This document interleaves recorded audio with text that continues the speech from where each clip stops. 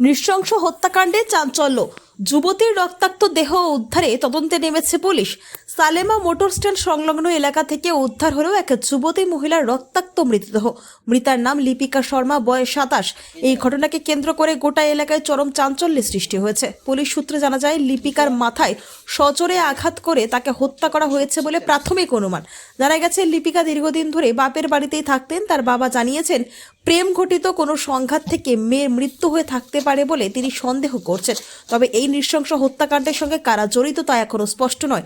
লিপিকার স্বামী দীপক দেবনাথের বাড়ি মানিক ভান্ডার ঘাটি এলাকায়। ঘটনার পর খবর পেয়ে দ্রুত ঘটনাস্থলে পৌঁছান সালেমা থানার ওসি দীপক দাস সহ অন্যান্য পুলিশ আধিকারিকরা। পরে ফরেনসিক টিম এসে ঘটনাস্থল থেকে নমুনা সংগ্রহ করে মৃতদেহ ময়নাতদন্তের জন্য পাঠানো হয়েছে। পুলিশ ঘটনার সমস্ত দিক খতিয়ে দেখে তদন্ত শুরু করেছে। খুব শীঘ্রই এই হত্যাকাণ্ডের রহস্য উদ্ঘাটন হবে বলে আশাবাদী।